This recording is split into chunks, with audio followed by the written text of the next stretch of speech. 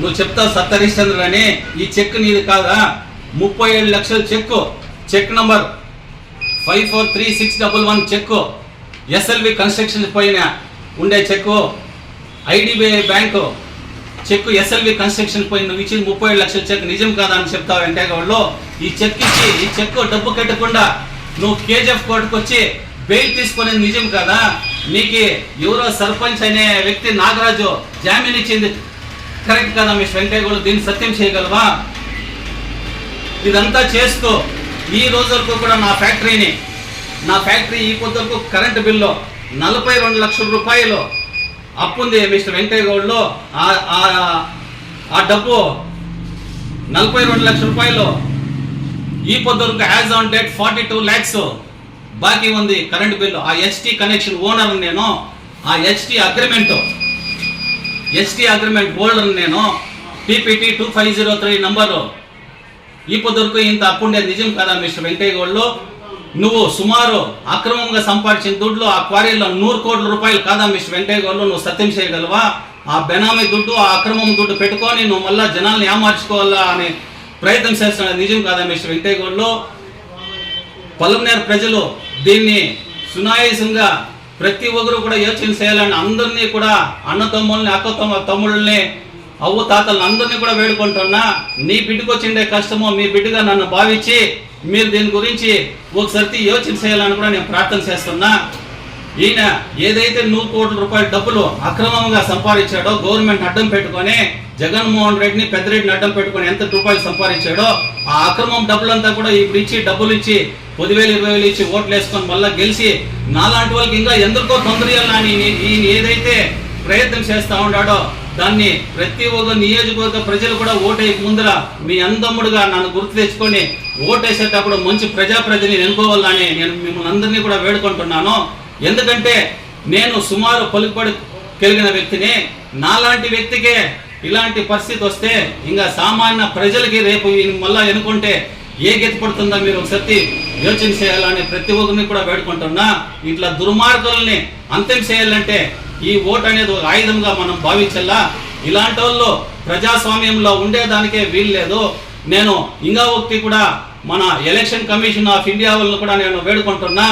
ఇలాంటి దృష్ట ప్రజాప్రతినిధుల పైన యాక్షన్ తీసుకొని సుమారు ఏదైతే 100 కోట్ల అక్రమం డబ్బు నా డబ్బుగా ఆయన సంపాదించాడో ప్రతి ఒక్కటి కూడా జిఎస్టీ కట్టకుండా, ట్యాక్సులు కట్టకుండా, రాయల్టీ లేకుండా 100 కోట్ల రూపాయలు ఈ పొద్దుకు కూడా పొజిషన్లో శ్రీ వెంకటేశ్వర స్టోన్ క్రషర్లో పొజిషన్లో ఉండే అట్లా వెంకయ్యగౌడ్ బెనామీలను పెట్టుకొని నా వెహికల్స్ టీపీటీ 1727 అనే వెహికల్స్ ట్రిప్పర్స్ రోడ్డు పైన ఈ పొద్దు కూడా పోతా ఉన్నాయి.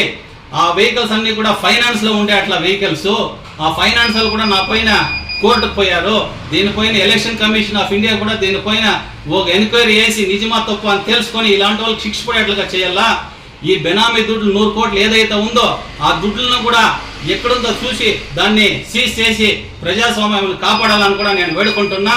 అదే మాదిరిగా ఈయన ఏదైతే అక్రమంగా సంపాదించిన దుడ్లే కాకుండా గవర్నమెంట్ ట్యాక్స్లు, రెవెన్యూలు అంతా కూడా ఏదైతే ఎదుర్కొట్టాడో ఇంక ముందరికి ఆయన పైన ప్రతి ఒక్కటి కూడా వసూలు చేయాలని నేను వేడుకుంటున్నా. ఈయన పైన ఆల్రెడీ రిట్ పిటిషన్ కూడా ఫైల్ చేసి హైకోర్టులో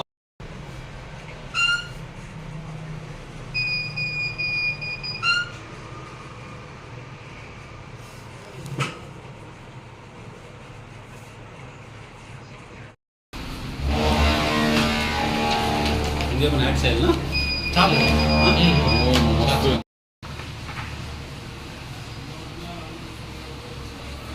మూర్తి వాళ్ళ ఇంట్లో తొడుకొని పోయి వాళ్ళ కాలేజీలో న్యాయం పంచాయతీ చేసి నా చేయిలు కాలు పట్టుకుంది నిజం కదా మిస్టర్ వెంకయ్యగౌడ్లో? దీనిపై నువ్వు సత్యం చేయగలవా?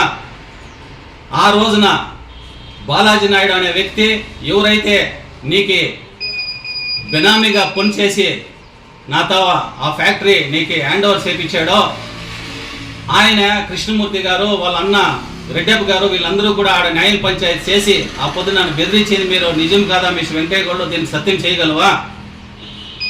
ఎవరైతే నీ బామార్ది దయానంద గౌడ్ ఉన్నాడో వాని పైన బెనామీపేటలో వెహికల్స్ ఆ రోజు నువ్వు అగ్రిమెంట్ చేసింది నిజం కాదా మిస్టర్ వెంకయ్యగౌడ్లో? దీనికి సత్యం చేయగలవా?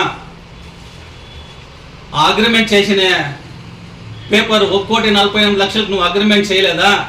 నేను ఎమ్మెల్యేగా ఉన్నాను, నా పైన చేస్తే తొందర అవుతుంది, నాకే డబ్బు నేనే కడతాను నాయుడు గారు, ఈ నా బామర్ది పైన అగ్రిమెంట్ చేసే నువ్వు మాట్లాడేది నిజం కాదా వెంకయ్య గౌడ్? దీనికి సత్యం చేయగలవా? ఈ 1,48,00,000కి నువ్వు అగ్రిమెంట్ చేయించిన తర్వాత నీ బామర్ది దొంగ చెక్ ఇచ్చి 5 లక్షలు 10 లక్షలు క్యాష్ ఇస్తూ 5 లక్షల రూపాయలు దొంగ చెక్ ఇచ్చి ఆ చెక్ మారకుండా ఉండేది నిజం కదా మిస్టర్ వెంకయ్య గౌడ్? 5 లక్షల రూపాయల చెక్ దొంగ చెక్ కదా, ఫోర్జరీ చెక్ కదా అని దయానంద్ కూడా ఇచ్చింది.